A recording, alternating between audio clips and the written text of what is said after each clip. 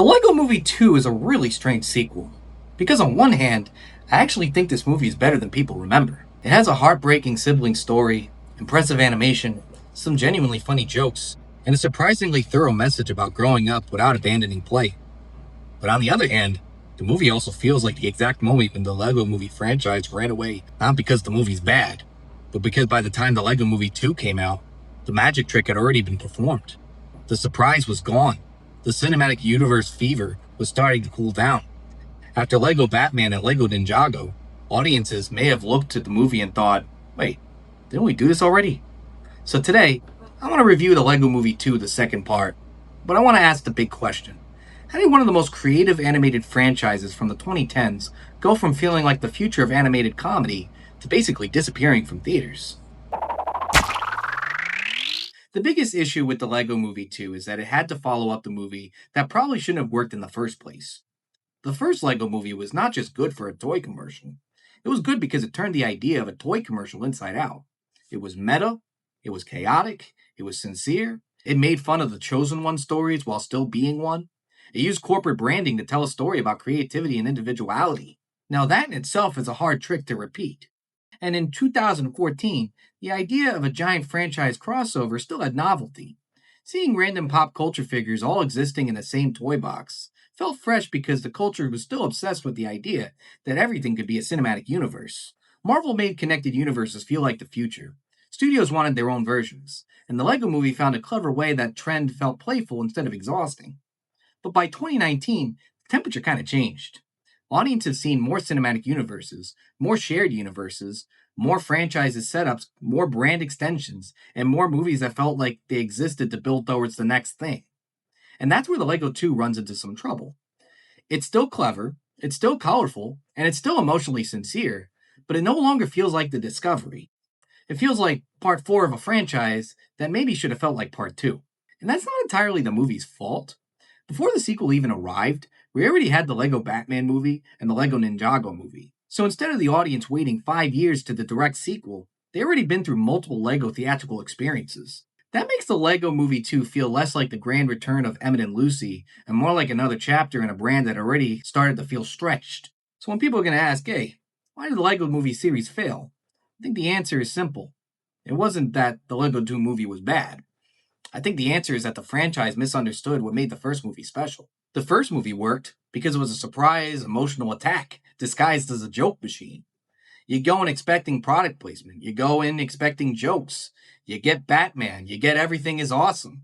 And all of a sudden, the movie turns into a story about a father, a son, creativity, control, and the way adults can accidentally crush the imaginations of children. And in some ways, kind of funny that Will Ferrell is going to be doing it twice in his career. That twist gave the movie a soul. The problem is that once you reveal the real world layer, the sequels have to do something with it. And the Lego Movie 2 does have a good idea. What happens when siblings don't play the same way? That is honestly the best part of the movie.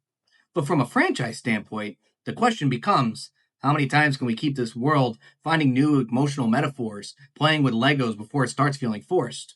The first movie is about a father and a son. The second is about a brother and a sister. After that, where do you go? Does the kid go to college? Do the toys get left behind? Do you have an adult collector get in there? I mean, at a certain point, you risk becoming Toy Story, but with bricks. And I think the Lego 2 movie understands that. It does feel like a closing chapter more than a new beginning. Now, creatively, the sibling rivalry angle really works for me. As someone who has a younger sibling, I understand the dynamic where the older kid is moving into a different stage of life when the other kid still wants to play. And what I like about this movie is it doesn't make the sister a villain. From Finn's perspective, Bianca's invading the world. She's changing the tone. She's making everything brighter, weirder, more musical, more glittery, and less serious. But from Bianca's perspective, she just wants to be included. This is a really relatable childhood conflict. When you're young, a small age gap can feel huge. A sibling who's only a few years younger can feel like they're from a completely different planet. And the movie literalizes that by having the Sistar system feel like a completely different creative universe. The brothers' world becomes darker, harsher, more post apocalyptic, and more quote unquote mature. The sisters' world is more colorful, poppy, emotional, and musical.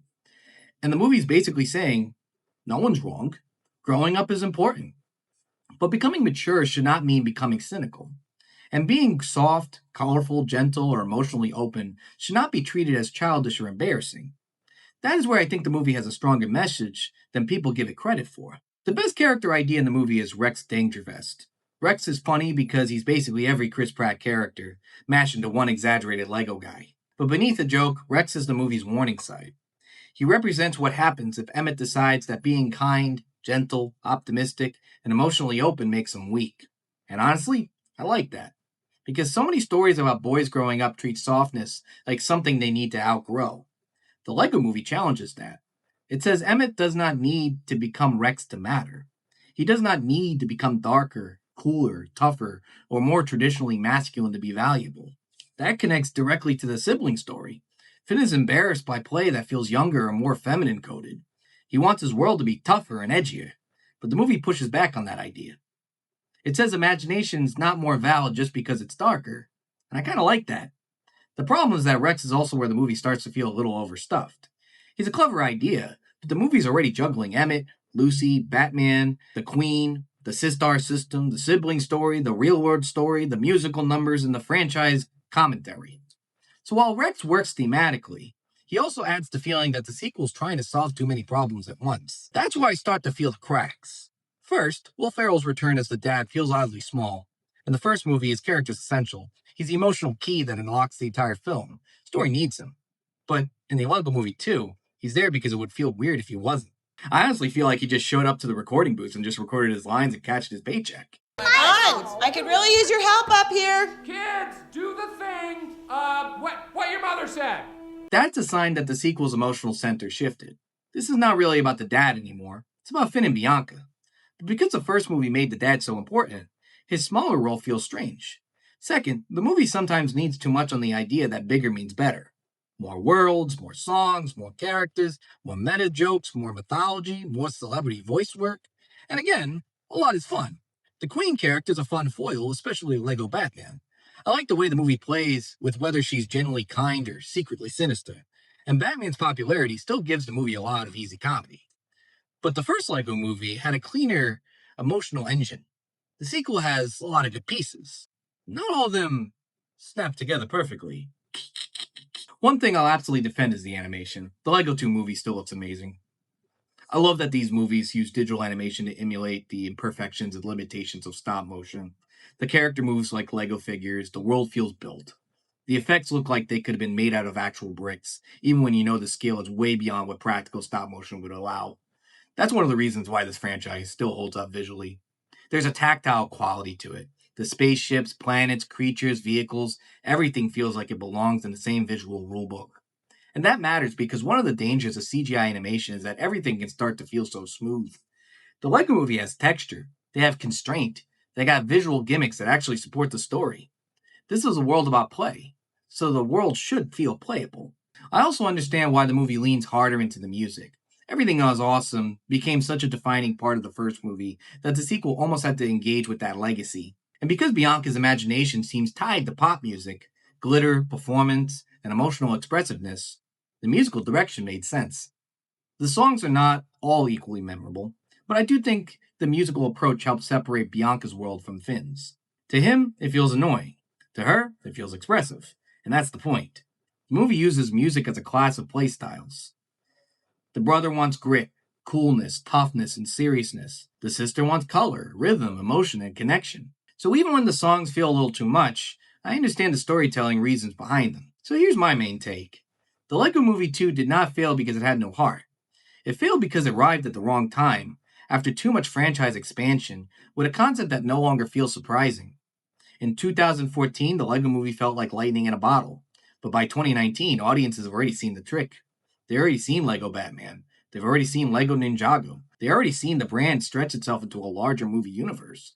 And the direct sequel, despite being thoughtful, had to carry the weight of all that.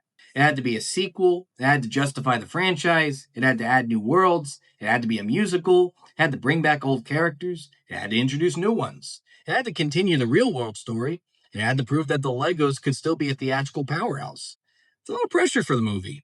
And in the end, I think Lego Movie 2 worked better as a heartfelt epilogue than as a franchise relaunch. So do I hate the Lego Movie 2? Nah. I think it's funny. I think it's visually impressive. I think the sibling story hits home. I think the movie has a smart message about gender, maturity, imagination, and emotional openness. But I also think the movie explains why the series could not keep going in the same form. The first Lego movie was about discovering that toys could build a bigger story. The second one is accepting that kids grow up, play changes, and sometimes the best thing a franchise can do is end before it turns into something awkward. And honestly, that might be the most mature thing about it. The Lego Movie 2 is not as fresh as the first film, it's not as sharp as Lego Batman, and it's definitely messier than it needs to be. But as a closing chapter about siblings, growing up, and learning that imagination does not have to become darker to become meaningful, I think it deserves more credit. So my final take is this. The Lego Movie 2 is not the movie that killed the Lego franchise. It's the movie that revealed that the franchise has already outgrown the version of itself that worked in 2014. And maybe that's why it's more interesting now than it was when it came out. So what do you think? Was the Lego Movie 2 better than people remembered, or was the franchise already out of steam by the time it arrived? Let me know in the comments. And if you like animation reviews that look at the movie, the industry, and the bigger cultural picture, subscribe for more Cartoon Palooza videos.